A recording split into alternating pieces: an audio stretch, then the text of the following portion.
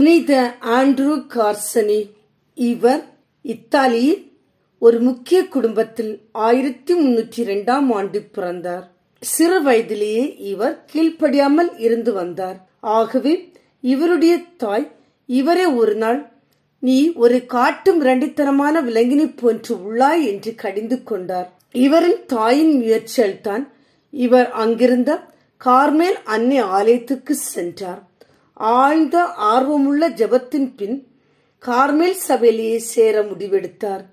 இவர் தனது இடைவிடா ஜெபத்தினாலும் தன்னொருத்தல் மூலமாகவும் ஆன்மீகத்திலே வளர்ந்தார். இறைவாக்குரைப்பது, குணப்படுத்துவது, இளைஞர்களை அவர்களது தவறான வாழ்விலிருந்து மீட்டெடுப்பது போன்றவைகளில் சிறந்து விளங்கினார். 1349 பியர்சோல் ஆயர் மறைந்ததனால் ஆண்ட்ரூ ஆயராக தேர்ந்தெடுக்கப்பட்டார். ஆயரான பின்னும் இவர் தனது எளிய வாழ்க்கையை வாழ்ந்தார். ஒவ்வொரு வியாழனன்றும் இவர் ஏழைகளின் பாதங்களை கழுவியதோடு அல்லது அவர்களுக்கு இவர் உறுதுணையாக இருந்து வந்தார்.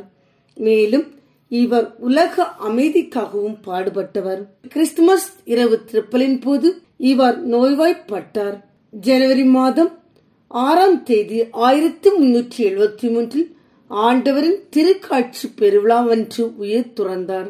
இடைவிடாத ஜெபத்தின் மூலம் ஆன்மீகத்தில் வளர்ந்து எளிய வாழ்க்கை வாழ்ந்து ஏழைகளின் பாதங்களை கழுவி இறைப்பணியை சிறப்பாக ஆற்றிய இப்புனிதரின் வாழ்வை நம் வாழ்வில் விதைப்போம். அதன் மூலம் எல்லாம் வல்ல இறைவனின் இறை ஆசி நிறைவாய் பெறுவோம். புனித ஆண்ட்ரூ கார்சினி எங்களுக்காக வேண்டிக் கொள்ளும்.